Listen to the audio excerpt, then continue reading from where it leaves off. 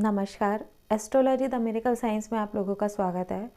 आज का हमारा टॉपिक है भवतम भावम, जो एक कुंडली में बहुत इम्पॉर्टेंट रोल प्ले करता है। इसका मतलब होता है, भवतम भावम का मतलब है भाव से भाव को देखना। आइए हम इसे कुंडली में ड्रॉ करते हैं और शुरू करते हैं आज की वीडियो भवतम भावम के साथ। ये देखिए, मैं एक कुंडली ड्रॉ करती हूँ।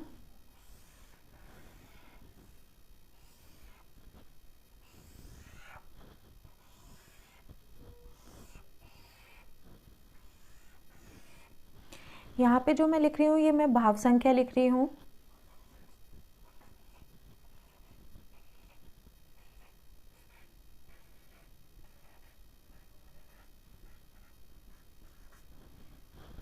भाव से भाव को देखना, इसका एग्जाम्पल दिया था। इसका जो विवरण है सबसे अच्छा भावार्थ रत्नाकर में है।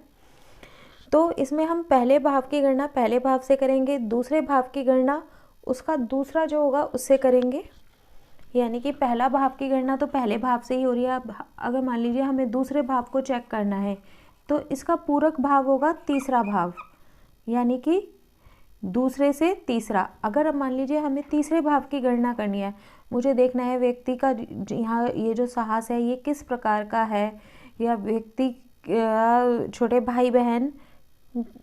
भाई बहनों से कितना सुख मिलेगा, ये क्या है। तो इसका पूरक भाव होगा पांचवा। वो कैसे? तीसरे से तीसरा गिनेंगे। अगर तीसरे भाव को मैं पहला मानती हूँ, 1 2 3। इसी प्रकार चौथे भाव का पूरक भाव हो गया सातवां। आप चौथे से चौथा गिनिए, 1 2 3 4। इसका अर्थ इस तरह से है, जैसे चौथा भाव हमारा किस चीज़ का होता है? चौथा भाव होता है हमारा मकान का, वाहन का। वो जो सुख हमें मिलेगा, मकान वाहन का जो सुख होता है, वो हम कहाँ पे लाके खर्च करते हैं? अपने घर में अपनी गृहिणी को देते हैं, अपने व्यवसाय में हम उसको लॉन्च करते हैं। जो वाहन का सुख है, वाहन का पांचवा भाव है। पांचवें से पांचवा गिनेंगे तो हमारा नवम भाव आएगा। गिनती शुरू करते हैं, 1 2 3 4 5, यानी कि नवम। ये हमारा किस चीज़ का भाव है? संतान भाव है। और ये हमारा भाग्य भाव है। अगर हमें ये हाउस देखना है, अगर हम अपनी संतान को देखना चाहते हैं, संतान हमें भाग्य से प्राप्त होती है, तो हमें इस हाउस को देखना ही पड़ेगा। इस हाउस का मालिक कहाँ बैठा है, इस हाउस का कारक तत्व कैसा है, ये सब कंसीडर करके इस तरह से हम एक पूरी कुंडली आपस में जोड़ते हैं। अब जैसे हमें नवम है, नवम से नवम हमारा क्या होगा? नवम हमारा भाग्य स्थान है। तो हम गिनती शुरू करते हैं, 1 2 3 4 5 6 7 8 9।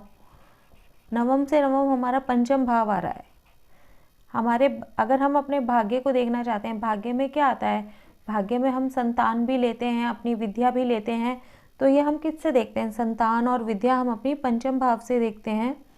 तो हमें इसे कंसीडर करना ही पड़ेगा। इस तरह से हम अपनी पूरी कुंडली को आपस में कोरिलेट करते हैं। तो मैं आशा करती हूँ कि आपको भवतम भावम का कंसेप्ट समझ में आया होगा। इससे रिलेटेड कोई भी क्वेरी हो तो प्लीज़ मुझे कमेंट्स बॉक्स में ज़रूर लिखिएगा। आज के लिए इतना ही। Thank you.